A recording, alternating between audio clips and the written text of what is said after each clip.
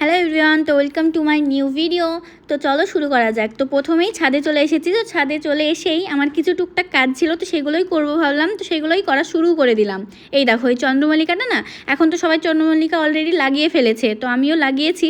আমিও সেই ডাল থেকেই চারা তৈরি করে এত বড় করেছি, তার জন্যই আগাগুলো কেটে দিলাম। তো তারপরেই মানে এই কুল গাছটারও আগা কেটে দেবো ভাবছিলাম। তো এখন তো আমি জানি না যে কুল গাছের ফুল এখন হয় না পরে হয়, আমি ঠিক জানি না। বরকে জিজ্ঞেস করলাম, বড় বলছে যে আমি জানি না কখন ফুল হয়।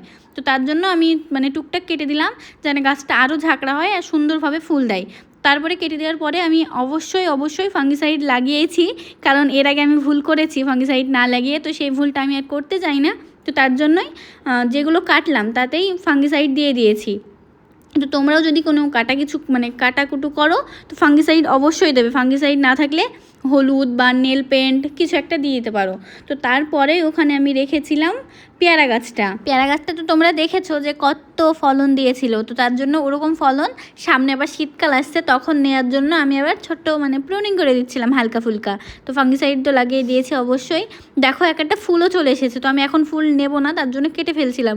কারণ এখন বর্ষার সময় মানে পেয়ারাতে তো ভীষণ পোকা হচ্ছে। তোমরা তো ইন্টারনেটে অনেক ভিডিওতে দেখছেও যে প্রচুর পোকা বেরোচ্ছে পেয়ারা থেকে। তো তার জন্যই সেটাকে এড়াতে আমি এখন নিবই না ফল, শীতে একদম নেব। তো তারপরে এখানে রেখে দিয়েছিলাম চন্দ্রমল্লিকা, আর একটা আমি দুটো বানিয়েছি। এটা একটু বড় হয়ে গেছে, আর প্লাস্টিকে ওটা লাগানো ছিল বলে একটু মানে কম গ্রোথ হয়েছে। তো এটাকেও আগাগুলো কেটে দিলাম। তো এটাতে আবার খানা খাবার দিতে হবে, কেমন একটু মানে অপুষ্টি লাগছে দেখতে, তো তার জন্য এটাকে খাবার দেব। তো চলো তোমাদেরকে আর একটাও জিনিস দেখাই। মানে অনেক দিন ধরেই ভাবছিলাম যে এটা করব কিন্তু করাই হচ্ছিল না, মায়া লাগছিল ভীষণ। তো দেখো, এই দেখো, এই কী বলে এটাকে 9 o'clock বা পটুলাকা। এটার তো অনেকগুলোই নাম, পটুলাকা, চিনি ফুল আর 9 o'clock, অনেকগুলোই নাম। তো এটাই দেখো কি বড় হয়েছে, কি মায়া লাগছিল না, বাপরে! আমি তো ভাবতেই পারিনি। আমি ভাবছিলাম যে এতটা মানে 2-3টে গাছ আছে হয়তো, তো এখানে দেখছি একটাই গাছ এত বড় হয়ে গেছে। ভীষণ মায়া লাগছিল। বর তো বকাই দিল, যে তুললে কেন, থাক। কিন্তু আমি ভাবছি আনারসটা সামনে বছর হবে, তো এখন আবার নষ্ট করে ফেলবো মাটিটা, তো একটা আবার নিচে ভেঙেও পড়ে গেল। তো ভাবলাম যে এটা ফেলে দিব না। বর বললো ফেলে দিও না, কোথাও লাগিয়ে দাও। তো আমি জায়গা খুঁজছিলাম, তো পাশে একটা ক্যারেট দেখছি ফাঁকা পড়ে আছে, তো ওখানেই লাগিয়ে দিয়েছি।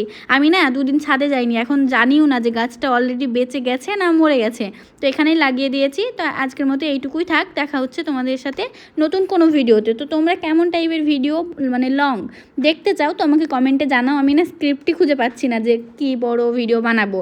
তো আমাকে কমেন্টে জানাও যে কেমন টাইপের ভিডিও বা কী ভিডিও আমি বানাতে পারি ভবিষ্যতে। তো আজকের মতো এইটুকু থাক, দেখা হচ্ছে তোমাদের সাথে নেক্সট ভিডিও।